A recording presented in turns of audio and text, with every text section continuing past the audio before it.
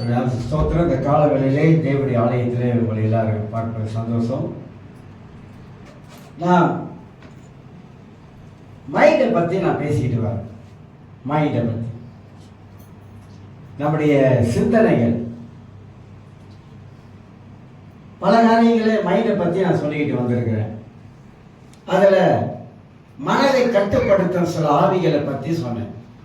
மனதை எப்படி சில ஆவிகள் கட்டுப்படுத்துது, சில ஆவிகள் நம்முடைய மனதை எப்படி கண்ட்ரோல் பண்ணுது, இதெல்லாம் குறித்து ஒரு கோர்வையாக சில காரியங்களை பேசிக்கொண்டு வந்தேன். இருக்குது இன்னும் சில விஷயங்கள்லாம் அதில் உள்ள அடக்கப்பட்டு இருக்கிறது. வேதம் சொல்லுகிறது, நம்முடைய நினைவுகள் தேவனுடைய நினைவுகள் அல்ல, நம்முடைய வழிகளும் தேவனுடைய வழிகள் அல்ல. வல்லமையான ஒரு மனிதன் ஒரு இயேசுவினுடைய வார்த்தையை கேட்டு மனதுக்குள்ள கொண்டு வந்ததுனால சோர்ந்து போயிட்டான். அவன் வாயில வார்த்தை வருது, ஆண்டவரே நான் நல்லவன் அல்ல, நீ நல்லவன் அல்ல என்பதை யார் உனக்கு சொல்லிக் கொடுத்தான்? இது வரைக்கும் நீ இந்த வார்த்தையை பயன்படுத்தலை, இப்ப நீ நல்லவன் அல்ல சொல்றீங்க. இந்த வார்த்தையை உனக்கு எப்படி உன் மனதுக்குள்ள வந்துச்சு? இயேசுவுடைய வார்த்தையை கேட்டவன.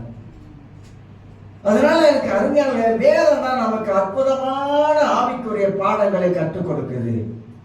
இதுல நம்ம கொஞ்சம் கவனம் செலுத்தலாம், நம்முடைய மனதை கொஞ்சம் கவனம் செலுத்தலாம். நம்முடைய மனதை வேறு பக்கம் திருப்ப ஆரம்பித்தாக்கா, நம்முடைய மனதை மாம்சத்துக்குரிய மனதாக வைக்காதபடிக்கு நம்முடைய மனதை ஆவிக்குரிய மனதாக மாற்றி அமைக்கும் பொழுது நிச்சயமாக பரிசுத்த ஆவியானவர் நமக்குள்ள இருந்து அற்புதமான காரியங்களை செய்வதற்கு அவர் போதுமானவராக இருக்கிறார். இன்னைக்கு ஒரு மனிதனை பத்தி சிந்திக்க போறோம். எல்லாருக்கும் ஒரு தெரிந்த ஒரு மனிதனை பத்தி சிந்திக்க போகும். மனம் ஏன் சோர்ந்து போகுது, அதை எப்படி நம்முடைய வாழ்க்கையில மேற்கொள்ளலாம், ஓவர் கம் பண்ண முடியுமா? முடியும். அப்படி பண்ணுவதற்கு நம்மளால முடியுமா அப்படின்னாக்கா, ஏன் நம்மளால முடியும் அப்படின்னாக்கா, நமக்குள்ளே இருக்கிற பரிசுத்த ஆவியானவர் நம்முடைய மனதில் வருகிற காரியத்தெல்லாம் அதை மேற்கொள்வதற்கு அவரே நமக்கு ஒரு பலனை தருகிறார். அவ மனதில் உண்டாகிற சோர்வு என்ன, மனதில் என்னென்ன சோர்வுகள் வருகிறது? அநேக கிறிஸ்தவர்கள் தன்னுடைய வாழ்க்கையில கிறிஸ்துவ ஜீவியத்தில் சோர்ந்து போனது பார்க்கிறோம். நிறைய பேர் சோர்ந்து போறாங்க. நிறைய பேர் சோர்ந்து போவதனால அவனுடைய வாழ்க்கையில ஜெபிக்க முடியல, ஜெபிக்க போறாங்க, ஜெபம் பண்ண முடியல. வாழ்க்கையில் அந்த சோர்வு அவருடைய மனதுக்குள்ளாக வர்றதுனால அந்த சோர்வின் மூலமாக ஜெபிப்பதற்கு போக விடாதபடி பிசாசாகப்பட்டவன் அவங்கள தடை செய்கிறான். ஏன்னா மனசோர்வு, பலவிதமான பிரச்சனை மூலமாக வருகிற மனசோர்வுகள், பலவிதமான தாக்குதல் மூலமாக வருகிற மனசோர்வுகள், அந்த மனசோர்வு மூலமாக அவங்களால ஜெபிக்க முடியாதபடி தள்ளாடுறாங்க, அதை மேற்கொள்ள முடியல. ஆனா தாவி சொல்லுகிறான், நான் கர்த்தரை எக்காலத்தில் சோத்தரிப்பேன் அப்படின்னா. ஆண்டவரை எக்காலத்திலேயே அப்படி சொல்றான் தெரியுங்களா? அவன் கடந்து போன பாதை எப்படி? தாவீது கடந்து போன பாதை சாதாரணமான பாதைகள் அல்ல. நான் அடிக்கடி சொல்றேன், 25 வருடங்கள் தாவீது தன் வாழ்க்கையில கடந்து போன பாதைகள் கடினமானது. 13 வருஷம் சவுலோட போராடுகிறான். 13 வருஷம், 1 வருஷம் 2 வருஷம் இல்லைங்க, 13 வருஷம். எப்போது கோலியாத்தை அடிச்சு ஜெயிச்சு வந்தானோ 13 வருஷம் அவனுக்கு போராட்டம். யாரோட? சவுலோட போராட்டம். அவனோட மனநிலைமை எவ்வளவு பாதிக்கப்பட்டிருக்கும். குடும்பத்துல போராட்டம், பிள்ளைகளிடத்துல போராட்டம். தாவீது பயங்கரமான ஒரு சூழ்நிலைக்குள்ள கடந்து போவான். ஆனா அந்த சூழ்நிலை மத்தியிலே தாவீது தேவனை விட்டதா இல்லை, விடவே இல்லை, கடவுளை விடவே இல்லை. எவ்வளவு சூழ்நிலைகள் வந்துச்சு தாவீதுக்கு, ஆனா அவன் தாவீது ஆண்டவராக தேவனை விடவே இல்லை. அதனால சொல்றான், ஆபத்து காலத்திலே நான் கர்த்தரை நோக்கி கூப்பிடுவேன், அவர் எனக்கு விடுவிப்பார். கஷ்ட காலத்துல, ஆபத்து காலத்துல, துன்ப நேரத்துல, பாடுகள் நேரத்துல நான் ஆண்டவரை தான் கூப்பிட, வேற யாரும் கூப்பிட மாட்டேன். கிறிஸ்தவ வாழ்க்கையில இந்த பைபிளை படிக்க படிக்க படிக்க ஒவ்வொரு மனிதனோட வாழ்க்கையில கடந்து போன பாதைகளை போய் சிந்திக்க பார்க்க ஒவ்வொரு மனிதனோட எண்ணங்கள் எப்படியெல்லாம் பாதிக்கப்பட்டிருக்கோ அந்த சூழ்நிலை மத்தியில அந்த பாடுகள் மத்தியில இந்த தாவீது எப்படி தேவனை பிடித்துக் கொண்டான். சங்கீதங்களை படிக்கும் பொழுது தாவீது சங்கீதங்கள் படிக்கும் பொழுது என்ன விளங்கிக் கொள்கிறோம்? சங்கீதங்கள்ல தாவீது சங்கீதங்கள்ல என்ன விளங்கிக் கொள்கிறோம்? ஏன் தாவீது இப்படியெல்லாம் சொல்ல ஆரம்பிக்கிறான்? ஆண்டவரே சத்துருக்கள் என்று சூழ்ந்து கொண்டாங்க, ஆண்டவரே ஏன் இப்படி சொல்லுகிறான்? அப்ப அவனுடைய அங்கலாய்ப்பு, அவன மனதில் இருக்கிற போராட்டங்கள், அவனுடைய எண்ணத்தில் இருக்கிற காரியங்கள் 1 சாமுவேல் 27ஆம் அதிகாரத்துல தாவீது சொல்லுகிறான், நான் இனிமே சவுல் கையில தப்பிக்கிறது என்னால் முடியாது. அவன் மைண்ட் பாருங்க அப்படியே ரொம்ப டிஸ்டர்ப் ஆயிடுச்சு. மைண்ட் டிஸ்டர்ப் ஆயிடுச்சு. எல்லாருக்கும் சொல்றேன், மைண்ட் மட்டும் டிஸ்டர்ப் ஆகக்கூடாது. நமக்கு மைண்ட்ல டிஸ்டர்ப் வந்துருச்சுன்னா சாத்தான் வேலை செய்யறான்னு அர்த்தம். பிசாசு நம்மள மைண்டை திருப்புறான், வேற எங்கேயோ திருப்புறான், திசை திருப்புறான். ஏன்னா திசை திருப்பினாதான் நம்மளை அவன் கீழே தள்ள முடியும். திசை திருப்பினாதான் நமக்கு ஒரு அவிசுவாசம் உருவாக்கிடுவான். திசை திருப்பினாதான் நமக்கு அவநம்பிக்கை நம்ம வாழ்க்கையில வந்துடும். இதெல்லாம் அவனுடைய தந்திரம். பிசாசு நீங்க சாதாரணமா நினைச்சிடாதீங்க, ரொம்ப தந்திரவாதி. ரொம்ப தந்திரமா நம்முடைய வாழ்க்கையில நுழைய பார்ப்பான். மைண்டில் தான் நுழைய பார்ப்பான், வேற எங்கேயும் நுழைய மாட்டான். மைண்டின் மூலமாகத்தான், நம்முடைய எண்ணத்தின் மூலமாகத்தான் சாத்தான் உள்ள நுழைவதற்கு வாய்ப்பு இருக்குது. வேற எதுலையுமே முடியாதான். ஏன்னா அங்க பிடிச்சாதான் நம்மளை ஈஸியா கவுத்தரலாம், தள்ளிடலாம். அதனால நம்முடைய வாழ்க்கையில இந்த மனது அவ்வளவு சக்தி வாய்ந்தது. அப்ப தாவீது சொல்லுகிறான், இந்த சவுல் கையில என்னைக்காவது நிச்சயமா செத்துருவேன் நினைச்சுதான் பாருங்க. ஆனா அவனுக்கு தெரியாது, தன்னுடைய சகோதரர் மத்தியிலே என்னை அபிஷேகம் பண்ணின ஆண்டவர், ஆடு மேய்த்த என்னை கர்த்தர் என்னை ஒரு ராஜாவாக ஆக்குவதற்கு என்ன அபிஷேகம் பண்ணியிருக்காரு மறந்துட்டான். நான் வித்தியாசமான ஒரு ஆளா மாற போகிறேன் அப்படின்ற எண்ணம் எல்லாருக்கும் சொல்றேன். இந்த கால வேளையில உங்க எண்ணத்தை மாத்தி அமைங்க. நாம் எல்லாரும் தேவனுடைய பிள்ளைகள். நம்மளை ஆண்டவர் கீழாக்காம நிச்சயமா மேலதான் ஆக்குவாரு. கர்த்தர் அவளை உயர்த்ததான் அந்த உலகத்துல வச்சிருக்கிறாரு. கர்த்தர் அவளை ஆசீர்வதிக்கத்தான் உலகத்துல வச்சிருக்கிறாரு. பலரும் பல காரியம் சொல்லலாம், எதையும் நம்பாதீங்க. ஆனா கர்த்தர் உங்களை என்னையும் குறித்து என்ன சொல்லுகிறாரு, என்ன எழுதி வச்சிருக்கிறார், அதை மட்டும் யோசிங்க. என்னை வெளிப்படுத்துகிற கிறிஸ்துவினாலே எல்லாவற்றையும் செய்ய முடியும் ஆண்டு சொல்லியிருக்கிறாரா? சொல்லியிருக்கிறாரு. அப்ப என்னை வெளிப்படுத்த கிறிஸ்துவினாலே எல்லாவற்றையும் என்னால் செய்ய முடியும் அப்படின்னு சொல்லிக்கிட்டே போங்க. கர்த்தர் வாழ்க்கையில மேற்பரா இருக்க சொல்லி இருக்கிறாரா? ஆமா சொல்லி இருக்கிறாரு. தாவீதுக்கு சொன்ன அதே வார்த்தை தான் நமக்கு சொல்லி இருக்கிறார். ஆண்டவரின் வாழ்க்கையில எல்லா விதத்திலும் மேற்பரா இருப்பாரு. தேவன் சொன்னதுதான், தேவன் மாற மாட்டார். சோ அந்த மாதிரி நம்முடைய எண்ணங்களை பாசிட்டிவா நீங்க திங்க் பண்ணுங்க. நெகட்டிவா எதுவுமே நெகட்டிவாவே நீங்க திங்க் பண்ணீங்கன்னாக்கா அந்த நெகட்டிவ் நம்மள என்ன ஆயிரும், கீழே தள்ளிடும். பாசிட்டிவா திங்க் பண்ணுங்க. இல்ல, கர்த்தர் இப்படி எழுதியிருக்கிறார், கர்த்தர் இப்படி நடத்தி இருக்கிறாரு, தாவீதை நடத்தி இருக்கிறாரு, எலியாவை நடத்தி இருக்கிறாரு, எலிசாவை நடத்தி இருக்கிறாரு, மோசேயை நடத்தி இருக்கிறாரு, நிச்சயமா என்னை நடத்துவாரு அப்படின்றதான அந்த பாசிட்டிவ் திங்கிங் வர வர வர வர நிச்சயமா சொல்றேங்க, நம்ம லைஃபே சேஞ்ச் பண்ணிடும். அப்படி நம்மளுடைய வாழ்க்கையை மாறிடுங்க. முடியாத காரியம் ஒண்ணு இல்லைங்க. நீங்க சொல்லணும், தேவனால கூடாதது ஒண்ணு இல்லை, தேவனால முடியாதது ஒண்ணு இல்லை, எல்லாம் கர்த்தரால கூடும் அப்படிங்கிற எண்ணம் நமக்கு வந்துருச்சுன்னா எதை நீங்க சொல்லணும், நான் கை வைக்கிறதை கர்த்தர் ஆசீர்வதிப்பாரு. நான் நீர்க்கால் ஓரமா நடப்பட்ட மரத்தை போல இருக்கிறேன். என் காலத்திலே நான் கனியை தந்து, நான் வாழுகிற இந்த உலகத்திலே நான் கனியை தந்து, நான் இலையுதிரா மரத்தை போல இருப்பேன். சொல்லணும், நான் இலையுதிரா மரத்தை போல இருப்பேன், நான் செழிப்பாய் இருப்பேன், நான் ஆசீர்வாதமாய் இருப்பேன், எனக்கு வரக்கூடிய தலையெல்லாம் கர்த்தரே உடைப்பாரு. இந்த மாதிரி எண்ணத்தை நம்ம மனதில் போட்டுக் கொள்ளணும். நீங்க அப்படி போட போட போட கர்த்தர் உங்களுடைய எண்ணத்தின் படியே உங்களை உயர்த்துவார். தமிழில் சொல்லியிருக்கான்னு சொல்கிறேன், அடிக்கடி சொல்லணும், எண்ணம் போல தான் வாழ்க்கை.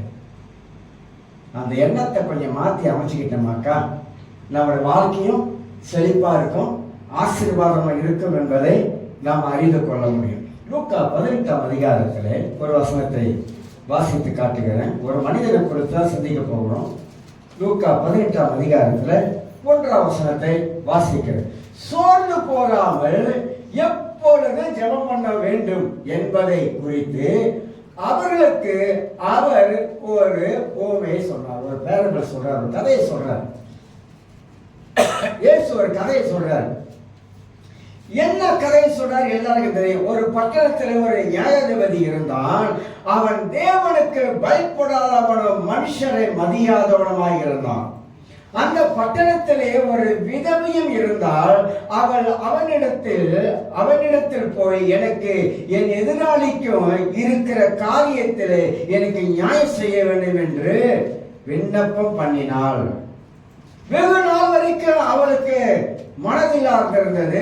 பின்பு அவன் வசனம் பாருங்க, அழகா சொல்லுது, அவன் நான் தேவனுக்கு பயப்படாதவனும் மனுஷரை மதியாமல் இருந்தோ இந்த விதவை என்னை எப்பொழுதும் தொந்தரவு செய்கிறபடியால் இவள் அடிக்கடி வந்து என்னை அலட்டாதபடிக்கு இவளுக்கு நியாயம் செய்ய வேண்டும் என்று தனக்குள்ளே சொல்லிக் கொண்டான், தன் மனதிலே சொல்லிக் கொண்டான். இல்லடா அந்த விதவை எப்ப பார்த்தாலும் நம்ம கிட்ட வந்து எனக்கு நியாயம் செய்யுங்க, நியாயம் சொல்லுங்க, நியாயம் சொல்லுங்க இப்படி கேட்டுக்கிட்டே தொல்லை பண்ணிக்கிட்டு இருக்கிறானே. அவன் யோசிக்கிறான், நம்ம என்ன பண்ணுவோம், இவளுக்கு நியாயம் செய்யும். ஆனா கீழே வசனம் சொல்லுது, இந்த விதவை என்னை எப்பொழுது தொந்தரவு செய்கிறபடினால் இவள் அடிக்கடி வந்து என்னை அலட்டாதபடிக்கு நியாயம் செய்ய வேண்டும் என்று தனக்குள்ளே சொல்லிக் கொண்டான் என்றார். பின்னும் கர்த்தர் அவளை நோக்கி, அநீதி உள்ள அந்த நியாயாதிபதி சொன்னதை சிந்தித்து பாருங்கள். என்ன செய்யணுமா, கொஞ்சம் சிந்தித்து பாருங்கள். பைபிளை கொஞ்சம் படிச்சுட்டு சோர்ந்து போகாமல் எப்போதும் ஜெபம் பண்ண வேண்டும் ஆண்டு சொல்லியிருக்காரு. கீழே என்ன ஒரு கதையை சொல்றாரு, இந்த கதையில் உள்ள அர்த்தம் என்ன, இந்த கதையை எப்படி புரிஞ்சு கொள்றோம், இந்த கதை நமக்கு என்ன சொல்லுது, அப்படி படிக்கணும் பைபிள். இப்ப அந்த கதை என்ன சொல்லுது, அந்த பொல்லாதவன், அது வசனம் சொல்லலாம், அவன் தேவனுக்கு பயப்படாதவன், மனுஷனுக்கு பயப்படாதவன், இப்படிப்பட்ட பயப்படாதவன், கடவுளுக்கே பயப்படாதவன், அடிக்கடி வந்து ஒரு மனுஷி வந்து எனக்கு நியாயம் விசாரிங்க தொல்லை பண்ணும்போது அவனே இறங்கி வரான். சிந்தித்து பாருங்கள், அவனே இறங்கி வரான். சொல்லிட்டு கீழே 7ஆம் வசனம், அந்தபடியே தேவன் தம்மை நோக்கி இரவும் பகலும் கூப்பிடுகிறவர்களுடைய என்னதான் தம்மால் தெரிந்து கொள்ளப்பட்டவர்கள் விஷயத்தில் நீடிய பொறுமை உள்ளவராக இருந்து அவளுக்கு நியாயம் செய்யாமல் இருப்பாரோ? கடவுளை நோக்கி, ஆண்டவரை நோக்கி நாம ஜெபிக்கிறோமே, இரவும் பகலும் ஜெபிக்கிறோமே, அந்த ஜெபத்துக்கு கேட்ட கர்த்தர் இறங்க மாட்டாரா? நிச்சயமாக நம்ம ஜெபத்துக்கெல்லாம் பதில் இருக்கு. கொஞ்சம் பொறுமையா இருப்பதுதான் நம்மளால கொஞ்சம் கஷ்டமா இருக்குது. எல்லாருடைய ஜெபத்தையும் கர்த்தர் கேட்கிறாரு. இல்ல பாஸ்டர், பாவியோட ஜெபத்தை கர்த்தர் கேட்க மாட்டாரு. பைபிள் கொஞ்சம் நல்லா படிக்கணும், பைபிள் கொஞ்சம் நல்லா படிக்கணும். இல்ல நான் வந்து பயங்கரமான ஒரு பாவி, என் ஜெபத்தை கர்த்தர் கேட்க மாட்டாரு. ரெண்டு பக்கமும் நான் பார்க்கணும். மனாசே என்பவன் ஒரு ஜெபத்தை கர்த்தர் கேட்டாரு. அவன் சாதாரணமான ஆளு. பாவிகளுக்கு தேவன் செவி கொடுக்கிறாரு, இல்லைன்னு சொல்லல. நம்ம ஜெபிக்கும் போது கர்த்தர் கேட்கிறாரு. ஆனா ரொம்ப பேர் என்ன நினைக்கிறாங்க, நான் பாவி, என் ஜெபத்தெல்லாம் கர்த்தர் கேட்டதில்ல, அப்பெல்லாம் ஒரு பக்கம் சிந்திக்கிறாங்க. ஆனா பைபிளை கொஞ்சம் நல்லா நம்ம படிச்சு பார்க்கும்போது தேவன் அந்த அளவுக்கு தேவன் கடினமானவர் அல்ல. தேவன் இரக்கத்தின் தேவன், தேவன் வந்து அன்பு உள்ளவர், பாசம் உள்ளவர், மனிதனை நேசிக்கிற ஆண்டவர். அதனால நம்ம ஜெபத்துக்கு பதில் இருக்கு. ஆனா பொறுத்து இருக்கணும், காத்து இருக்கணும், அமைதியா இருக்கணும். அதனால தான் அந்த நியாயாதிபதியுடைய ஒரு காரியத்தை சொல்ல ஆரம்பிக்கிறாரு. அப்ப சோர்ந்து போகாமல் 10 நாள் ஜெபம் பண்ணிட்டேன், ஆண்டவர் எந்த பதிலும் கொடுக்கிற மாதிரி எனக்கு தெரியல, மனசு சொல்லுது, மைண்ட் சொல்லுது பாருங்க, நீ ஜெபித்தது போதும், இதோட நிறுத்திக்கும். இவ்வளவு நாள் ஜெபித்தது என்ன உனக்கு கிடைச்சிச்சு? யார் சொல்றா? மைண்ட் சொல்லுது. நமக்குள்ளேயே ஒருத்தன் பேசலாம். அந்த நமக்குள்ளேயே பேசுகிறவன் சடப்பைய சனியை சாத்தானும் சேர்த்துக்கிறான். அவனும் சேர்த்து மாமிசமும் இந்த சாத்தானும் சேர்ந்துக்கிட்டு மனதை நீ 1000 முறை கடவுள்கிட்ட போய் சோத்திரம் பண்ணாலும் அந்த சோத்திரத்துக்கு பதில் வராது அப்படின்னு சொல்லிடுறோம். நம்ம என்ன பண்றோம் தெரியுங்களா? வார்த்தையை விட்டுட்டோம், தேவனுடைய வார்த்தையை விட்டுட்டோம். நம்முடைய குள்ளாக ஒரு குரல் பேசிக்கிட்டே இருக்குல்ல, அதுக்கு நம்ம அதிகமாக செவி கொடுக்கிறோம். அதிகமாக அதுக்கு செவி கொடுப்பதனால அது நம்முடைய வாழ்க்கையில வேலை செய்ய ஆரம்பிக்குது. சந்தேகம் எப்படிங்க வருது? சந்தேகம் இன்னும் ஒரு சரக்கு. அது சந்தேகம் எப்படி வருது? எதன் மூலமா சந்தேகம் வருது? யார் சந்தேகத்தை கொண்டு வரா? பிசாசு தான் சந்தேகத்தை கொண்டு வரும். குடும்பங்கள்ல சந்தேகம், அது ரொம்ப நான் பேசல, வேணாம், அந்த விளையாட்டுக்கெல்லாம் நான் வரவே இல்லை. நிறைய சந்தேகங்கள் எங்க வருதுன்னா மனதுல வருது. அது யாரு கொண்டு வரா? பிசாசா கொண்டு வரா. சந்தேகத்தினால எத்தனையோ குடும்பங்கள் சீர்கெட்டு போயிடுச்சு. எங்க பெரிய அண்ணன் மகன், அவன் ராஜான்னு சொல்லுவான், பெரியவர் இறந்துட்டாரு. அவன் பிள்ளைய கல்யாணம் பண்ணான். அச்சிடிச்சு மாதிரி இருக்கும் பார்க்கறதுக்கு. வேற காதல் பண்ணி கல்யாணம் பண்ணிட்டான். அது நல்லா ஹாஸ்பிட்டல் கிளினிக்கில் நல்லா வேலை செஞ்ச பிள்ளை. வேலைக்கு அனுப்ப மாட்டான். ஏன்டா வேலைக்கு அனுப்ப மாட்டான் அப்படின்னா சந்தேகம் பண்ணி அவனை ஏன் கல்யாணம் பண்ண? நீ இந்த மாதிரி இந்த சந்தேகம் என்பது பயங்கரமான ஒரு ஆவிங்க. அது அப்ப நம்ம மனதுக்குள்ள அதுதான் நம்மளோட மனதுக்குள்ள போட ஆரம்பிக்கிறது. அதெல்லாம் நான் சொல்றேன், கிறிஸ்தவர்கள் நல்ல ஆவியில வளர்ந்தவங்களா இருக்கும். நல்ல ஆவியில வளரணும். வசனத்தை கேட்பது ஒரு பக்கம் இருந்தாலும் நம்ம ஆவியில நல்லா வளரக்கூடிய ஆளா இருக்கணும். நல்லா சிந்திக்கக்கூடிய ஆளா இருக்கணும். சும்மா கோணலமாலமா சிந்திக்க கூடாது. கரெக்டா சிந்திக்கணும், கரெக்டா யோசிக்கணும். எது சரி எது தவறு என்பதை பரிசுத்த ஆவியிடத்தில் கேட்கணும். தவறு என்பதை ஆவியானவர் அழகா நமக்கு சுட்டி காட்டிடுவார். அப்ப சரியான சிந்தனை நமக்குள்ளாக வரும் பொழுதுதான் சரியான சிந்தை மூலமாக சரியான காரியத்தை ஆவியானவர் நடத்தவராக காணப்படுவார். ஆக பிசாசனுடைய மனதுக்குள்ளாக பலவிதமான காரியத்தை உள்ள போட்டுக்கிட்டே இருக்கிறான். விதைக்கிறான்.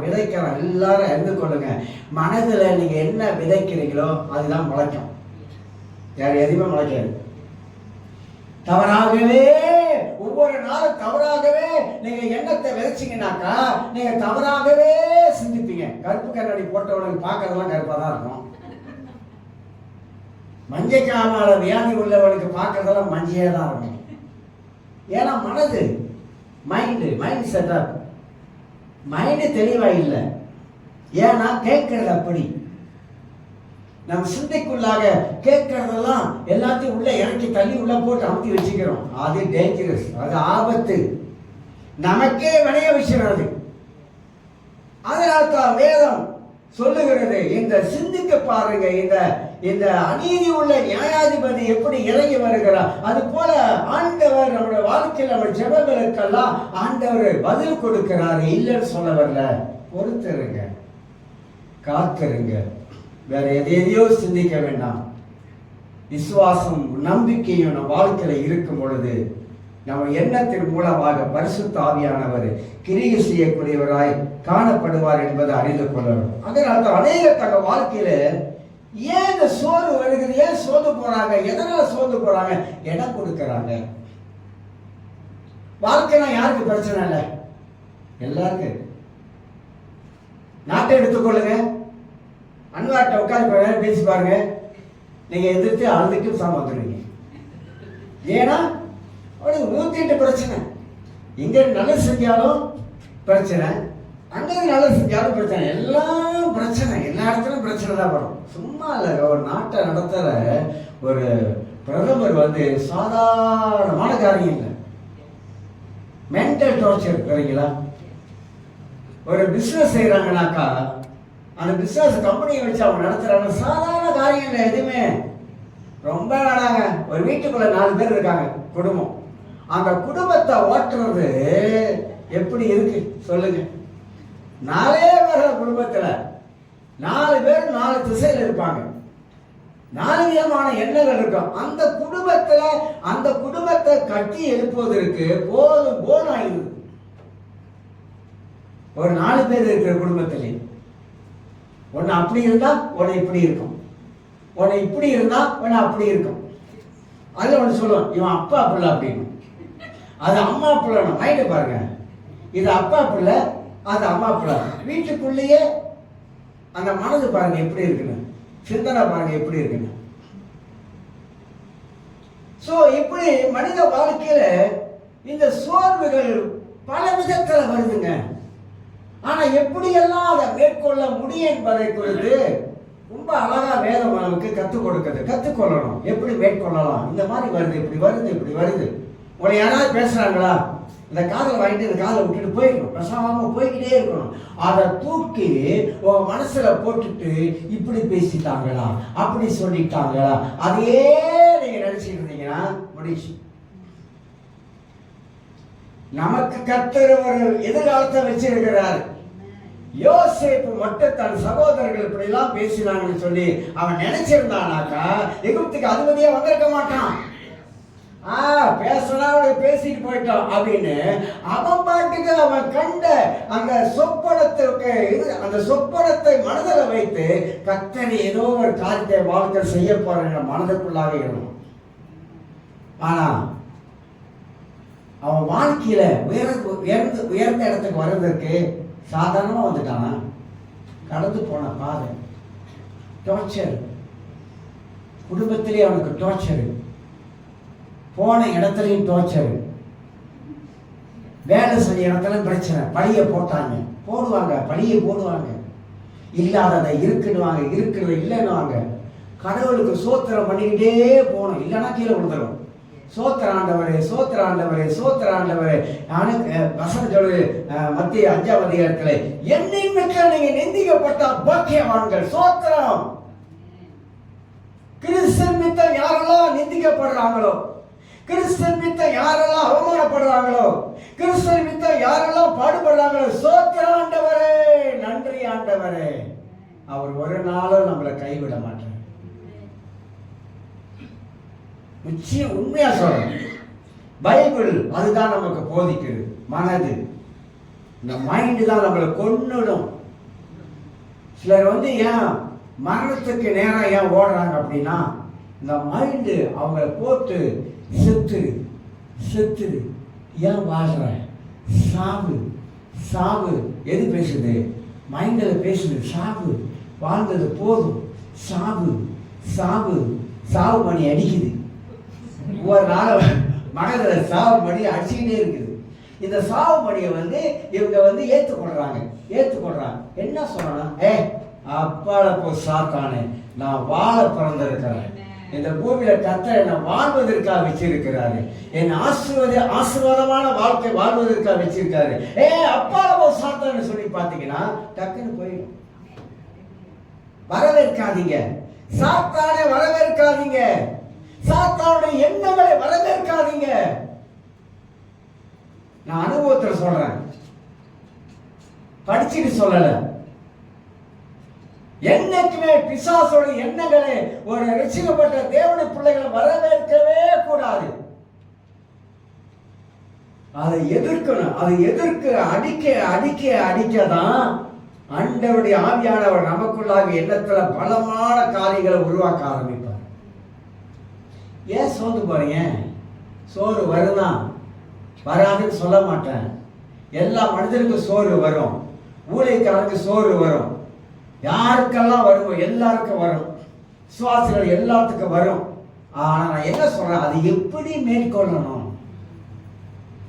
எப்படி மேற்கொண்டு வாழணும் அதை கற்றுக்கொண்டாக்கா நிச்சயமாக இந்த வாழ்க்கையில எல்லா படிகளையும் நம்மளால தாண்ட முடியும்.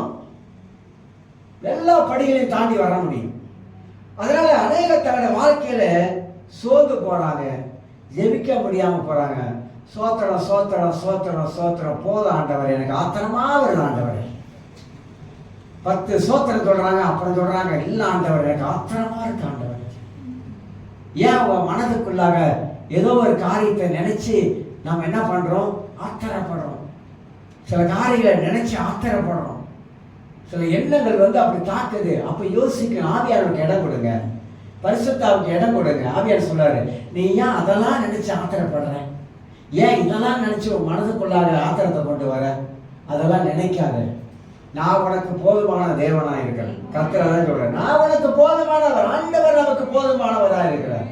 வேற மனுஷன், இந்த உலகத்துல மனுஷன் நமக்கு போதுமானவர், கடவுள் நமக்கு போதுமானவராக இருக்கிறாரு. அவர் நமக்கு இருந்தா போதுங்க. ஆண்டவர் நம்ம கூட இருந்தா போதுங்க. பைபிள் வாசிச்சு பாருங்க, யார் கூட எல்லாம் தேவன் இருந்தாரோ அவங்க எல்லாம் எல்லா தலைகளும் அடிச்சு மேற்கொண்டு வந்தாங்க. எல்லாத்தையும் அடிச்சு மேற்கொண்டு வந்தாங்க. ஆபிரகாமுக்கு 2 பக்க வாழ்க்கை இருக்கு. எல்லா மனிதன வாழ்க்கையில 2 பக்க வாழ்க்கை இருக்குது. ஆனா 2 பக்க வாழ்க்கையில ஒரு பக்கம் சரியாதபடிக்கு கர்த்தர் அவரோட வாழ்க்கையில உருவாக்கினாரு. ஆபிரகாமை உருவாக்கினாரு. நீங்க ஆபிரகாம் பத்தி உங்களுக்கு தெரியாது. ஆபிரகாம் பலி செலுத்த போனதெல்லாம் உங்களுக்கு ஓரளவு தெரியும். ஆனா உள்ளுக்கு நுழைஞ்சு பார்த்தீங்கன்னா, ஆபிரகாம் ஏன் அடிமை பண்ண ஏன் போயிட்டு யார் சொன்னா? ஆகர் தான் சொல்றாங்க. இவனா கேட்டான்? சொன்னது யாரு? சும்மா இருந்தான். கடவுள் வாக்கு பண்ணிட்டாரு. சாராள் சும்மா இருக்கல. ஆகாரம் என்ன பண்ணாங்க? நமக்கு ஒரு பிள்ளை வேணும், அதான் ஆண்டு சொல்லிட்டாரு, கொடுப்பானே, பெசாம இருக்க வேண்டியதானே? நீ இடையில குறுக்க போது நீ பண்ண கிளாட்டா. அதனால அவன் வாழ்க்கையில என்ன ஆச்சு? பெரிய பிரச்சனைங்க. சரி, பிள்ளைய பலி செலுத்த போறானே, அவன் மனதில் சந்தோஷமா போயிருப்பானா? அவன் எண்ணத்துல என்ன ஓடி இருக்கும்? கொடுக்கிற மாதிரி கொடுத்தாரு ஆண்டவர். இப்ப பலி செலுத்த சொல்றாரு. அவன் மனதில் பல போராட்டம் ஓடி இருக்கும். பல போராட்டம். ஒரே பிள்ளை, ஏக சுதன், ஏக புத்திரன். நம்மள அந்த பிள்ளைய பலி செலுத்த கொண்டு போகும்போது சிரிச்சுக்கிட்டே, கடவுள் கேட்டாரா? நீ போயிடுறா, கடவுள் கேட்டாரா? நான் அவனை வெட்ட போறேன் அப்படின்னா சொல்லிட்டு அவன்கிட்ட போயிட்டு சொல்லுங்க. எவ்வளவு போராட்டம், மனதில் எவ்வளவு டோர்ச்சர் இருக்கும். இது சாராளுக்கு தெரிஞ்சா அவன் என்ன பண்ணுவான்? என்ன எதுக்குனே பிரச்சனை, என்னை போட்டு மிரட்டி ஆகார கல்யாணம் வச்சான். இப்ப யாரு ஈசாக்க படி செலுத்துறதுக்கு போறதுக்கு சொல்லாமலாம் போயிட்டான். சாராள் கிட்ட மூச்சு விடல. ஏன் மூச்சு விடலனாக்கா நடந்திருக்குமா? கொண்டு போயிருப்பானா? அவ சும்மா விட்டுருப்பாளா? சும்மா விட்டுருக்க மாட்டான். சரி, அப்ப ஈசாக்கு அந்த டைம் 12 வயசுக்கு மேலன்றாங்க. அவன் வீட்டில் சாராள் சொல்லியிருப்பானா? சொல்லிருக்க மாட்டானா? அம்மா அம்மா நம்ம பிள்ளைங்க தெரியாதா? அப்பா என்ன பண்றாரோ எல்லாம் பிள்ளைங்க பார்த்துட்டு இந்த மாதிரி மா அப்பா என்னை கையெல்லாம் கட்டி என்னை பலிபடத்துல போட்டு என்னை கத்தி எடுத்துட்டாருமா ஒட்டுறதுக்கு. சாராள் அப்படியே செஞ்சாரு. அப்படியே பேசிருப்பாங்க. வரட்டும், ஒரே பையன். அதனால அவங்க 2 பேருக்கு பிரச்சனை ஆச்சு. இப்ப தெரியுமா? எத்தனை வருஷம் பேசாம இருந்தாங்க தெரியுமா?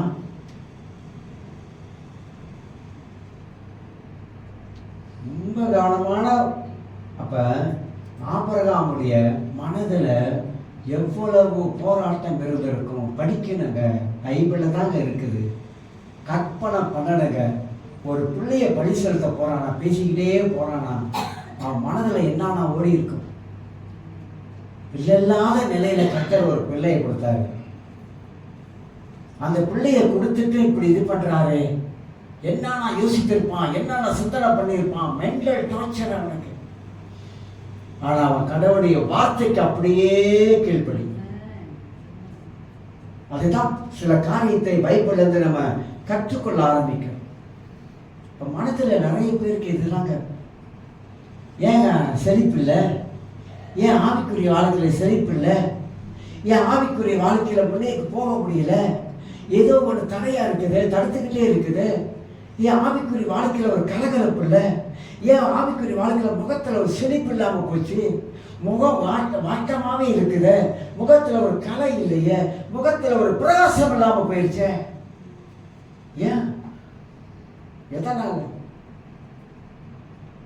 ஏதோ ஒரு காரணம் மனதுல தாக்கிக்கிட்டே இருக்குது, ஏதோ ஒரு காரியம் மனதுல சொல்லிக்கிட்டே இருக்குது. அது தாங்கலாமா வேண்டாமா? மனசு சொல்லுது துணிஞ்சிரு அப்படின்னு ஒரு மனசு சொல்லுது. ஆண்டவர் சொல்றாரு வேண்டாம், அமைதியாரு, பொறுமையாரு அப்படின்னு சொல்லிக்கிட்டே வராரு. இல்லைங்க என்னால பொறுத்திருக்க முடியாது, பொறுத்தவன் பூமி ஆளுவான், அதெல்லாம் சும்மா போ, பொறுத்தவன் பூமி ஆளுவான், பொறுத்ததுலாம் போதும், இனி நான் எந்திரிக்க போறேன், எந்திரி. இப்படிதான் மனசுக்குள்ளாக இருக்கிறதான இந்த காரியங்கள் நம்மளை சோர்வுக்குள்ளாக கொண்டு வரும்போது மனசுக்குள்ளாக ஒரு சலிப்பு தட்டிடுது. சலிப்பு தட்டுது, என்னடா வாழ்க்கை, என்ன வாழ்க்கை, என்ன வாழ்க்கை அப்படின்ற ஒரு சலிப்பு மனிதனுக்குள்ளாக வருது. சோர்வுக்குள்ளாக உன்னை கடந்து போக ஆரம்பிக்கிறது. இல்லை, நம்மளால எழும்ப முடியும், கழுகுகளை போல உயர பறக்க முடியும். ஒரு கழுகை பத்தி பைபிளை எழுதியிருக்கு அப்படின்னா, ஏன் கழுகை பத்தி பைபிளை எழுதியிருக்கு? கழுகோட தன்மை என்ன, கழுகுடைய அந்த தூர நோக்க பார்வை என்ன, ஏன் கழுகை பத்தி ஆண்டவர் எழுதி? ஏற்கனவே கழுகை பத்தி ஒரு பிரசங்கம் பண்ணியிருக்கிறேன். கழுகு எப்படிப்பட்ட மிருகத்தை பிடிச்சிடும், தூக்கிட்டு போயிருக்கு பாருங்க. ஸோ அந்த மாதிரி பைபிளை கொஞ்சம் படித்து நம்மளோட மனதெல்லாம் திருப்பணும், மைண்டை மாற்றணும், மைண்டை மாற்ற சிந்தையை மாற்ற நமக்குள்ளாக புதிய சிந்தைகளை நம்ம கொண்டு வந்து போட பூர்வமானவைகளை நினைக்க வேண்டாம், முந்தினவைகளை நினைக்க வேண்டாம், பூர்வமானவைகளை எண்ண வேண்டாம். கர்த்தர் புதிய காரியம் செய்கிறாரு, என் மனதுக்குள்ள கர்த்தர் புதிய காரியம் செய்கிறாரு. முடிஞ்சது, கடந்தது, போனது, வந்தது நான் நினைக்கவே மாட்டேன்.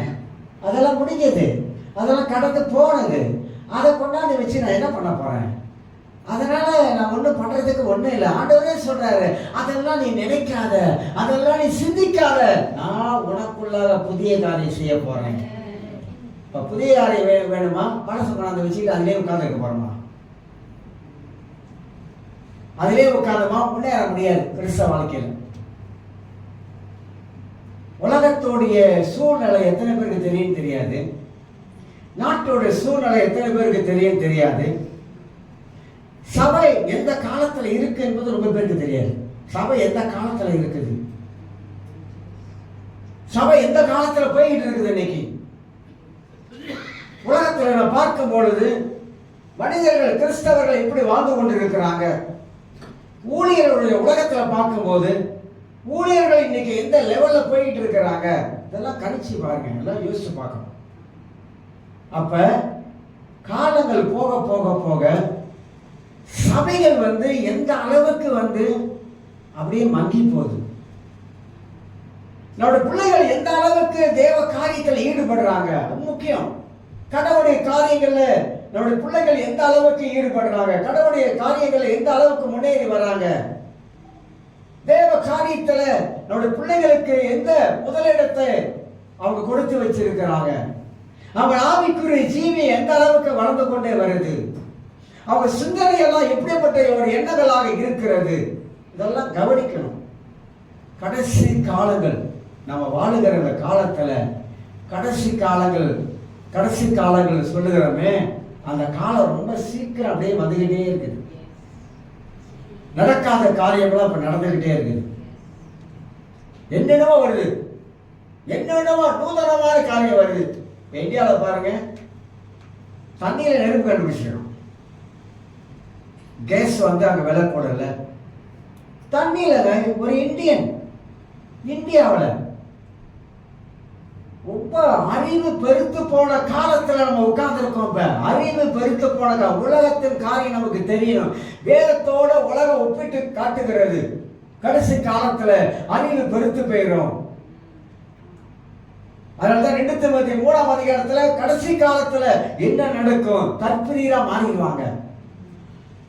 தற்பிரியரா, பணப்பிரியரா மாறிடுவாங்க. பணம் பணம் பணம் பணம் பணம் தான் கடவுள். 2வது பணம், பணத்துக்கு முக்கியத்துவம், பணத்துக்கு முதலிடம், பணம் போயிடுவாங்க. அப்படி போயிடும். பிள்ளைகள் அடக்க முடியாத காலம் வந்துடும். அக்கு பையா செப்ப ஆளூர் பையா கெடுத்தின்றாங்க. என்னோட இஷ்டம், அம்மா அப்பா யாரும் கேட்கக்கூடாது, அந்த லெவல்ல வந்துடும். பைபிள் சொல்லுதுங்க. பிள்ளைகள் தற்பிரியரா போவாங்க, கேட்க மாட்டாங்க. தாய் தப்பா வார்த்தைக்கு மதிப்பு இல்லாம போயிடும். இஷ்டம் போல வாழ ஆரம்பிப்பாங்க. உலகத்தோடு போயிடுவாங்க. நீ நான் ஒண்ணு வாயில மண்ணுடாலும் போயிடுவாங்க. காம்ப்ரமைஸ் பண்ணிடுவாங்க. பண்ணக்கூடாத காரியத்தெல்லாம் காம்ப்ரமைஸ் பண்ணிடுவாங்க. உலகம் அவங்களுக்குள்ள வந்துடும். உலகம் அவங்களுக்குள்ள வந்துச்சுன்னா உலகத்துல எப்படி வாழ்றாங்களோ அந்த மாதிரி வாழ்வாங்க. ரகசிய பாவங்களில் ஈடுபட ஆரம்பிப்பாங்க. சிந்தை கரைப்பட்டு போகும்.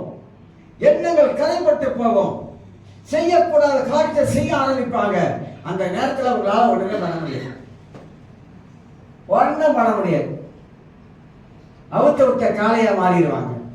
ஏன்னா தேவனுக்குள்ளாக வாழ வேண்டியவர்கள் தேவனை விட்டு வழி விலகி போகும் பொழுது, நீதிமொழிகள் அழகா வசனம் சொல்லுகிறது, புத்திமதி சிலருக்கு விசனமா இருக்கும்.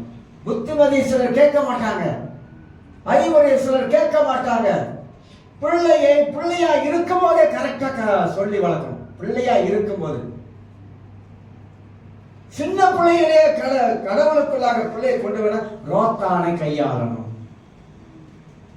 பிறம்ப கையாளாத மகன் தன் இஷ்டத்துக்கு விடப்பட்டுருவான். இதெல்லாம் பைபிள்ல தான் சொல்றாங்க. எல்லாம் வசனம் அங்கதான் இருக்கு. நம்ம வாழுகிற காலத்தை வச்சு சொல்றேன். கொடிய காலம், கிறிஸ்தவர்களை மோசம் போக்குற காலம். ஒரு பக்கம் எழுப்புதல் வருது, ஒரு பக்கம் மக்கள் ரட்சிக்கப்படுறாங்க, ஒரு பக்கம் சரிக்கு போடுறாங்க. என்ன இயேசு அதான் சொன்னார், கடைசி காலத்துல செம்மறியாட்டையும் வெள்ளாட்டையும் பிரிப்பேன். மனிதனுடைய ஆயுசு நாட்கள் நம்ம கையில இல்ல, கடவுள் கையில இருக்கு. இந்த உலகத்துல வாழுகிற வரைக்கும் நம்மளோட வாழ்க்கையில ஒரே மூஷாதான் இருக்கணும். இயேசுக்குள்ளாக, இயேசுவுக்காக எதை செய்தாலும் இயேசுவுக்காக, வாழ்ந்தால் இயேசுவுக்காக, ஊழி செய்தால் இயேசுவுக்காக, வேற எதையும் முன்னுக்கு வைக்க கூடாது. மற்றதெல்லாம் பின்னால. எல்லாம் தேவைதான். கர்த்தர் உலகத்துல எல்லாம் நமக்கு இருந்து வச்சிருக்காரு, எல்லாம் தேவைதான். ஆனா இயேசு தான் நமக்கு முன்னுக்கு நிற்கும். அவருக்கு தான் எல்லா விதத்துல முதலிடத்தை கொடுத்து நாம் வாழ ஆரம்பிக்கணும். இந்த மைண்ட் செட் மனதில் மைண்ட்ல தான் இருக்குது. இந்த மனது சரியாயிடுச்சுனாக்கா நிச்சயமாக வாழ்க்கையில மேன்மையான காரியத்தை நம்மளால பார்க்க. ஒருத்தன் பிசினஸ் பண்ணுகிறான், அவன் மனதில் என்ன இருக்குது தெரியுங்களா? பாசிட்டிவ் திங்கிங் தான் இருக்குது, நெகட்டிவ் இல்லை. இல்லை அப்படி ஆயிருமா, இல்லை இப்படி ஆயிருமா, இது முன்னுக்கு ஓடுமா, இது ஓடாதா, காலை விற்கலாமா, காலை விற்கக்கூடாதா, அந்த மாதிரிலாம். நம்ம கர்த்தரை நம்பிதாங்க வாழ்றோம், நம்ம தேவனை நம்பிதாங்க வாழ்றோம், தேவனை விசுவாசாக வாழ்றோம். ஏன்னா நம்ம ஆண்டவர் உயிருள்ள கடவுளுங்க, உயிரா இருக்கிறவங்க, பேசுகிறவருங்க, நமக்கு ஆலோசனை கொடுக்கிறவருங்க, நமக்கு புத்திமதி சொல்லுகிறவருங்க. எவ்வளவு காரியத்துல ஆண்டவர் பைபிளை கொட்டி வச்சிருக்கிறார். அதுதான் உபாகம புஸ்தகத்துல ஆண்டவர் அழகா சொல்றாரு 30ஆம் அதிகாரத்துல, நன்மை எங்க இருக்குது, தீமை எங்க இருக்கு, யோர் சாய்ஸ், எது வேணும் நீ எடுத்துக்கோ. ஆசீர்வாதம் இருக்குது, சாபம் இருக்கு, எது வேணும் நீ எடுத்துக்கோ. நம்மளை செலக்ட் பண்ண சொல்லிட்டாரு, நீயே தெரிஞ்சுக்கோ. இவ்வளவு கிளியரா பைபிள் சொல்லுதுங்க. நீ தெரிந்துக்கப்பா, உங்ககிட்ட தான் இருக்குது. உனக்கு ஃப்ரீ வில் இருக்குது, சுய சித்தம் இருக்குது. தெரிந்து கொள்ளலாம், தெரிந்து கொள்ளாமல் போகலாம். உங்ககிட்ட தான் இருக்குது. மனிதனுக்கு வில் பவர் இருக்கு தெரியுங்களா? நமக்குள்ள ஒரு வில் பவரே இருக்குது. நம்ம இதெல்லாம் யோசிக்க மாட்டோம். அந்த அந்த வில் பவர் மூலமாக பரிசுத்த ஆவியானுடைய வல்லமை நமக்குள்ள இருக்குது. நம்மளால சரியா யோசிக்க முடியுமா முடியாதா? நம்ம சரியா நம்மளால திங்க் பண்ண முடியுமா முடியாதா? நிச்சயமா முடியும். நம்மளால சரியா யோசிக்க முடியும், சரியா சிந்திக்க முடியும், சரியா செயல்பட முடியும். அந்த அளவுக்கு வேத வாக்கியங்கள் நமக்கு தந்து இருக்குது. நம்ம மனதை அதுல கொண்டு போய் நிறைச்சமாக்கா அதிலிருந்து ஜீவ ஊற்று நமக்கு வந்துகிட்டே இருக்கும். ஜீவ ஊற்று பெருக்கெடுத்து ஓடும். ஜீவ ஊற்று ஆகிய பரிசுத்த ஆவியார் ஒரு அற்புதமான ஆலோசனை எல்லாம் நமக்கு தந்து கொண்டே இருப்பாரு. பாருங்க, ஒரு மனுஷனை பத்தி எடுக்குன்னு நினைச்சேன், பேசுவேன் வர வார்த்தை. ஆனா பல காரியங்கள் சொல்ல வேண்டியதா இருக்கு, பல காரியங்கள் பேச வேண்டியதா இருக்கு. அதனால இந்த கால வேளையில மனதை மாத்துங்க. நான் ஏற்கனவே சொல்லுங்க, change your mind, change your life. இதில் தான் ரகசியம் இருக்குது. மாற்ற தான் வாழ்க்கையில் நிறைய மாற்றங்கள் நம் வாழ்க்கையில் வந்து கொண்டே இருக்கும். கிறிஸ்தவ வாழ்க்கை மாறி வாழுகிற வாழ்க்கை, பழைய வாழ்க்கை அல்ல, புதிய வாழ்க்கை, புதிய ஜீவன், புதிய வாழ்க்கை ஆண்டவர் நமக்கு தந்திருக்கிறார். இந்த புதிய வாழ்க்கையில தான் ரகசியம் இருக்குது. அதனால்தான் மனதை மாத்திக்கிட்டே வாங்க. தேவையில்லாத சிந்திக்காதீங்க, விட்டுருங்க. யாரோ ஒன்றை சொல்றதை கேட்டுட்டு மனதில் வச்சுக்கிட்டு அதில் உட்காந்து ஏன்னா பரதநாட்டியம் ஆடிக்கிட்டு இருக்காதீங்க. அதை ஒரு பக்கம் தூக்கி போடுங்க. பைபிளோட வசனத்துக்குள்ளா வாங்க, அதில் நிரப்புங்க. கேட்க வேண்டியதை கேட்பீங்க, கேட்கக்கூடாத டெலீட் பண்ணிட்டு போய்கிட்டே இருப்பீங்க. அதில் தான் நம்மளுடைய வாழ்க்கை இருக்கு. அதெல்லாம் கர்த்தர் எல்லாரும் ஆசீர்வதிப்பார். எல்லாரும் எழுந்திருக்கோம். ஸ்தோத்திரம் ஆண்டவரே.